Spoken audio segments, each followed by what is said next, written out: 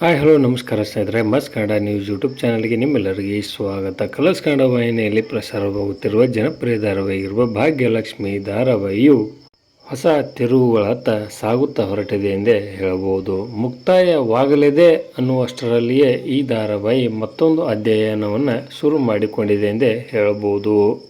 ಮುಕ್ತಾಯದ ಹಂತಕ್ಕೆ ಬಂದು ನಿಂತಿರುವ ಭಾಗ್ಯಲಕ್ಷ್ಮಿ ಧಾರಾವಾಹಿಯಲ್ಲಿ ಅನೇಕ ತಿರುವುಗಳು ಎದುರಾಗುತ್ತಿದ್ದು ನೋಡುಗರ ಸಂಖ್ಯೆ ಸಹಿತ ಹೆಚ್ಚಾಗುತ್ತಾ ಹೊರಟಿದೆ ಎಂದೇ ಹೇಳಬಹುದು. TRPಯಲ್ಲಿ ಕೊಂಚ ಇಳಿಕೆಯನ್ನು ಕಾಣದೆ ಹೆಚ್ಚಿನ ಮಟ್ಟದಲ್ಲಿ ಪ್ರೇಕ್ಷಕರನ್ನು ಗಳಿಸುತ್ತಾ ಈ ಧಾರಾವಾಹಿ ಹೊರಟಿದೆ ಎಂದೇ ಹೇಳಬಹುದು. ಆದರೆ ಕತೆ ಎತ್ತ ಸಾಗುತ್ತಿದೆ ಎಂಬುದೇ ಪ್ರೇಕ್ಷಕರಿಗೆ ಕಾಡುತ್ತಿರುವ ಪ್ರಶ್ನೆಯಾಗಿದೆ. ಭಾಗ್ಯಳು ಆದಿಯನ್ನು ಮದುವೆ ಆಗ್ತಾಳ ಅಥವಾ ತಾಂಡವನನ್ನೇ ಮರು ಮದುವೆ ಆಗ್ತಾಳ ಅನ್ನುವುದೇ ಈಗ ಪ್ರೇಕ್ಷಕರಲ್ಲಿ ಕಾಡುತ್ತಿರುವ ಪ್ರಶ್ನೆಯಾಗಿದೆ.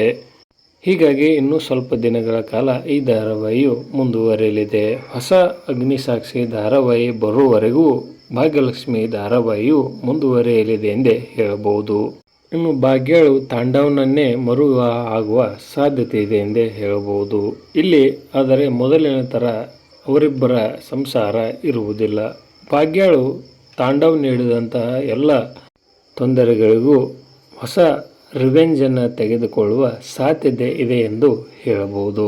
ನಿಮ್ಮ ಪ್ರಕಾರ ಭಾಗ್ಯಳ ಮುಂದಿನ ನಡೆ ಏನಾಗಬೇಕು ಎಂಬುದನ್ನು ಕಮೆಂಟ್ ಬಾಕ್ಸಲ್ಲಿ ತಿಳಿಸಿ. ಧನ್ಯವಾದಗಳು. ನಮಸ್ಕಾರ.